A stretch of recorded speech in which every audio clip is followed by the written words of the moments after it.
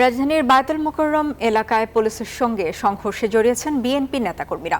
কোটা সংস্কার আন্দোলনে নিহতদের স্মরণে গায়েবানা জানাজায় অংশ নিতে গিয়ে এই ঘটনা ঘটে। আর আটক করা হয় অন্তত 10 জনকে। বিএনপি মহাসচিব জানান, শিক্ষার্থীদের আন্দোলনের সাথে তারা জড়িত নন, শুধু নৈতিক সমর্থন দিয়েছেন।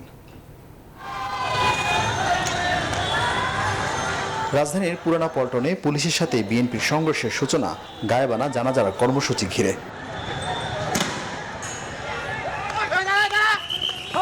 টানা 1 ঘন্টা চলে ধাওয়া পাল্টা ধাওয়া। আটক করা হয় অন্তত 10 জনকে। এক পর্যায়ে রাস্তায় আগুন জ্বালিয়ে বিক্ষোভ শুরু করেন বিএনপি ও গণতন্ত্র মঞ্চের নেতাকর্মীরা।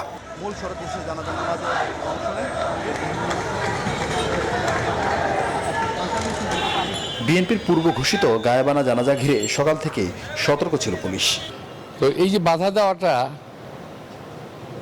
আমি বুঝতে পারলাম না, আমি বুঝতে পারছি না যে জানাজা পড়লে কি হবে। যে দেশের সাংবিধানিক রাজনীতি গণতান্ত্রিক সব অধিকার কেড়ে নেওয়া হয়, তারই ফল।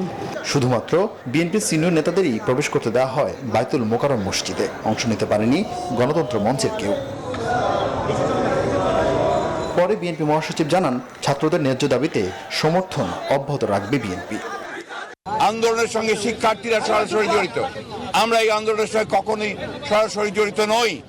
আমরা তাদেরকে নৈতিক সমর্থন দিয়েছি এবং সেই নৈতিক সমর্থন আমরা দিয়ে যাব, কারণ এটা আমরা মনে করি যে তাদের এই আন্দোলন যুক্তিসঙ্গত। এদিকে আজ সকাল থেকে তালাবদ্ধ বিএনপি নয়াপল্টন কার্যালয়ের মূল ফটক। ক্রাইম সিন ঘোষণা করে নয়াপল্টনে মোতায়েন করা হয় অতিরিক্ত পুলিশ। গতরাতে কার্যালয় থেকে 7 জনকে আটক এবং ককটেল উদ্ধার করে DB police. Arifin Shakil, news 24, Dhaka.